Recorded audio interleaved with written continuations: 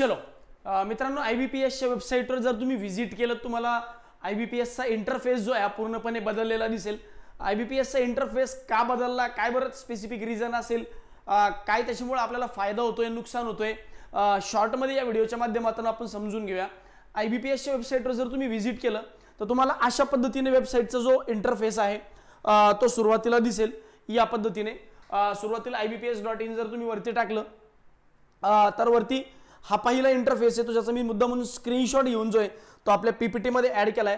त्याच्या मागचं रिझन असं आहे की मुलांना क्लिअर कट समजावं की काय welcome to the home page असं जर वेलकम टू जर तुम्ही होम पेजवर गेले तर तिथं वरती दिसेल welcome to IBPS. Welcome to IBPS मध्ये सांगितले त्यांनी की IBPS एक असं प्रिमायरी इन्स्टिट्यूट आहे जे वेगवेगळ्या एक्झाम्सच्या टेस्टिंग, सिलेक्शन आणि असेसमेंट कंडक्ट करतं.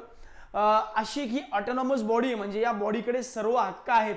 मग यासाठी जर तुम्हाला काही पाहिजे असेल तुम्ही डायरेक्टली IBPS कडे जाऊ शकता, कारण पूर्ण निर्णयाचे अधिकार जे हे IBPS ने स्वतःकडे ठेवलेत किंवा स्वतःकडे आहेत.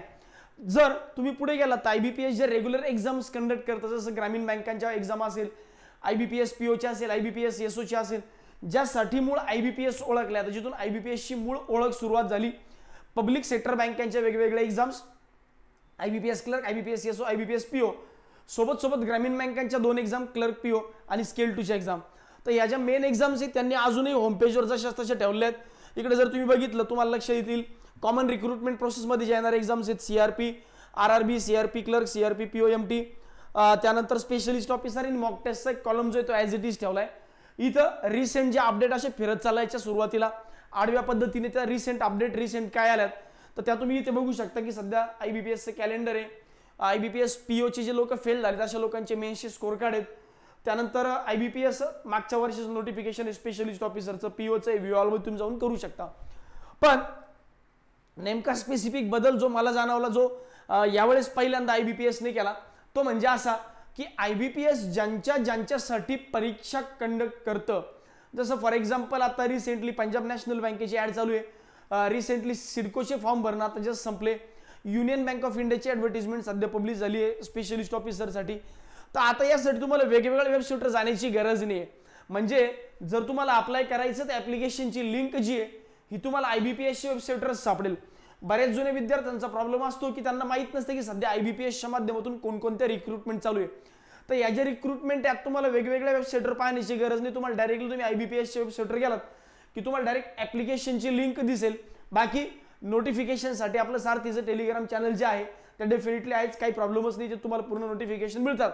पण बरेचदा ऑनलाईन ॲप्लिकेशन कोणते सध्या चालू आहे, कशाची लास्ट डेट ऑफ ॲप्लिकेशन बंद आहे, कोणाची लास्ट डेट ऑफ ॲप्लिकेशन चालू आहे, हे सगळे जे आहेत करंटली सध्या तुम्ही कुठले फॉर्म भरू शकता. सध्या बघा मित्र नावाची एक ऑर्गनायझेशन, त्यांचे फॉर्म सध्या चालू आहे. MSc असिस्टंट इंजिनियर ट्रान्समिशनमध्ये, ज्याला आपण म्हणतो की महाराष्ट्र स्टेटचं ट्रान्समिशन ट्रान्सको सारखं ऑर्गनायझेशन आहे.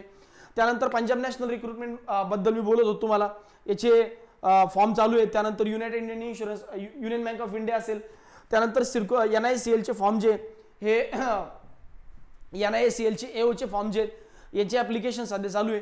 तर NICL असिस्टंटचे तर हे सगळं जे हे तुम्हाला कुठे पाहायला मिळेल तर IBPSच्या वेबसाईटवर की कुठले कुठले फॉर्म भरतात. आता याचा अजून फायदा काय की IBPS ने यावेळेस ना नॅशनलाइज, म्हणजे तुमचं जे हे बघितलं असेल तुम्ही वेबसाईटवर, पुन्हा येतो मी वेबसाईटवर, त्यांनी अजून एक गोष्ट ॲड केली, ती म्हणजे महत्त्वाची गोष्ट कोणती की सध्या आमचे क्लायंट कोण कोण आहेत, कुठले कुठले आमचे क्लायंट्स आहेत, म्हणजे आम्ही कुठल्या कुठल्या कुणाकुणासाठी परीक्षा कंडक्ट करतो. तर इथून जर तुम्ही स्टार्ट केलं इथपासून तर या बघा सगळ्या नॅशनलाइज बँका आहेत. तुम्हाला एकूण 11 नॅशनलाइज बँका दिसतील. याच्यात म्हणताना यांनी काय म्हणलंय की सम ऑफ आवर क्लायंट्स, की आम्ही कुणाकुणासाठी परीक्षा घेतो. तर याच्यामध्ये 3 कॅटेगरीजमध्ये मी डिवाइड केलं यांना, ज्यांच्यासाठी IBPS परीक्षा कंडक्ट करतं. कुठल्या कुठल्या कॅटेगरीज असे ज्यांच्यासाठी IBPS परीक्षा कंडक्ट करतं. बँकिंगची एक वेगळी कॅटेगरी ज्याला आपण पब्लिक सेक्टर बँक म्हणतो. पब्लिक सेक्टर बँकांसाठी वेगवेगळ्या परीक्षा IBPS कंडक्ट करतो. मग पब्लिक सेक्टर बँकामध्ये पुन्हा येते RBI मध्ये असिस्टंट असेल, एक्झिक्युटिव्ह म्हणजे ग्रेड A असिस्टंट असेल, ग्रेड B असेल. त्यानंतर 10वी बेसिसवर जी RBIची एक्झाम होते अटेंडंट लेवलची, तर ती एक्झाम असेल IBPS कंडक्ट करतं. स्टेट बँक ऑफ इंडिया असेल, नाबार्ड असेल, सेबी असेल, नॅशनल हाऊसिंग बँक असेल, उरलेल्या आपल्या 11 पब्लिक सेक्टर बँका असतील, ग्रामीण बँका असतील, मग पब्लिक सेक्टर बँकांमध्ये पुन्हा त्या 4 वेगवेगळ्या 3-4 वेगवेगळ्या परीक्षा, एक IBPS clerk, IBPS SO, IBPS PO.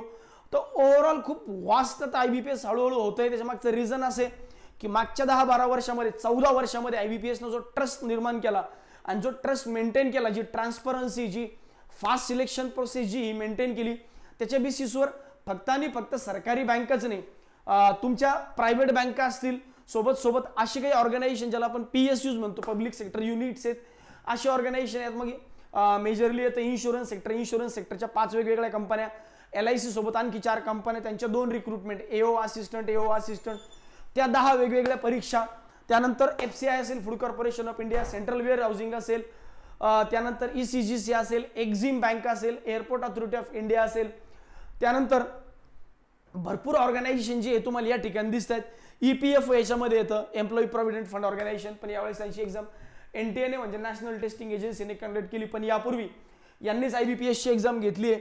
तर अशा भरपूर एक्झाम्स या नॅशनलाइज म्हणजे सरकारी केंद्र सरकारच्या कंपन्या म्हणू आपण, सरकारी बँका, केंद्र सरकारच्या कंपन्या, सोबत स्टेट गव्हर्नमेंट, राज्य सरकारने मागच्या वर्षभरात खूप एक्झाम्स IBPS कडून कंडक्ट करून घेतल्या. हे मी नाही म्हणत, IBPS म्हणतं, हे आमचे क्लायंट आहेत. कुठले MIDC आहे, त्यानंतर department of economics and statistical जे आहे स्टेट गव्हर्नमेंटचं ते असेल, महारेरा असेल, सिडको असेल, महाजेनको असेल, महाट्रान्सको असेल, मुंबई म्युनिसिपल कॉर्पोरेशन असेल, वेगवेगळ्या नगरपालिका असतील, पशुसंवर्धन विभागाची जाहिरात जी IBPSने कंडक्ट केली, सरळ सेवेमध्ये विस्तार अधिकारी असेल, तलाठी असेल, जिल्हा परिषद भरती असेल, ही जरी TCSने कंडक्ट केली असली तरी पॅटर्न हा IBPS असेल. म्हणजे ओव्हरऑल जर तुम्ही बघितलं तर IBPSचा आवाका जो आहे हा वर्षानुवर्ष वाढत चाललाय. इथं मी अराउंड एक्झाम काउंट करतो, अराउंड 40+ वेगवेगळे ऑर्गनायझेशन आत्ता सध्या IBPSचे वेगवेगळे क्लायंट आहेत, ज्याचे मी तुम्हाला डेफिनेटली सांगेल कमीत कमी 30-35 परीक्षा तुम्हाला दरवर्षी IBPSच्या माध्यमातून देता येतील. मग ॲज अ स्टुडंट म्हणून मला एवढ्या ऑपॉर्च्युनिटीज भेटत आहेत, तर मग मी काय केलं पाहिजे? जर मी असा विचार करतोय की मी IBPSच्या एक्झामला टार्गेट करायचं, मग मी नेमकं काय केलं पाहिजे? पुन्हा मी तेच म्हणेल, कुठली स्पेसिफिक एक्झामला टार्गेट न करता सिलेबसला टार्गेट करा. जर तुम्हाला स्टेट गव्हर्नमेंटच्या, सेंट्रल गव्हर्नमेंटच्या जेवढे ऑर्गनायझेशन आहेत, मग त्या बँका असतील किंवा PSUs असतील किंवा PSBs असतील, पब्लिक सेक्टर बँक्स असतील किंवा पब्लिक सेक्टर युनिट्स असतील, यांच्यासाठी जर तुम्हाला तयारी करायची तर मग तुम्ही या 4 विषयांची तयारी करा. Quantitative aptitude, logical reasoning, English, general awareness. काही विद्यार्थी जे ॲग्रिकल्चरवाले, जे स्पेशलिस्ट ऑफिसरची तयारी करतात, त्यांनी ॲग्रिकल्चरची तयारी ॲडिशनल करावी. ज्यांना वाटतं नाही सर आम्ही स्टेट गव्हर्नमेंटची तयारी करतो, स्टेट गव्हर्नमेंट सोबत साठी काय करावं? Quant reasoning, English, general awareness, general knowledge, Marathi आणि प्रोफेशनल नॉलेज हे काही वेगवेगळ्या ठिकाणी कामाला येतं. जसं तुमचं विस्तार अधिकारी असेल, कृषी सेवक असेल, इथं हवाला पार्ट ॲग्रिकल्चरचं विचारलं तर बाकी ठिकाणी मराठी आणि इंग्लिशवर काम होऊन जातं. बरं, तर मग मी जर IBPSच्या परीक्षांची तयारी का करावी असा विचार करतोय, तर पहिले कारण मी सांगेल की एवढ्या मल्टिपल ऑपॉर्च्युनिटीज IBPSच्या आहेत. दुसरं रिझन, या सगळ्या परीक्षांसाठी एक कॉमन सिलेबस आहे. तिसरं रिझन, इमिडिएटली परीक्षा घेतं, इमिडिएटली निकाल लावतं, सिलेक्शन प्रोसेसमध्ये ट्रान्सपरन्सी आहे, कुठले आजपर्यंत कुठलीही कंप्लेन IBPSच्या माध्यमातून आली नाही. बाकी या त्यानंतर सोबत टाइमली होणाऱ्या एक्झाम्स असतील. IBPSने सांगितलं की जर ऑगस्टमध्ये RRBच्या, IBPS क्लर्कच्या, IBPS POच्या प्री होणार आहे, तर आत्ताही तुम्ही बघा IBPS कॅलेंडर जवळजवळ 7 ते 8 महिन्यांपूर्वी डिक्लेअर करतं आणि पुढच्या 7-8 महिन्यानंतर सगळ्या परीक्षा सांगितलेल्या वेळेनुसार होतील, टाइमली एक्झाम ज्याला आपण म्हणतो.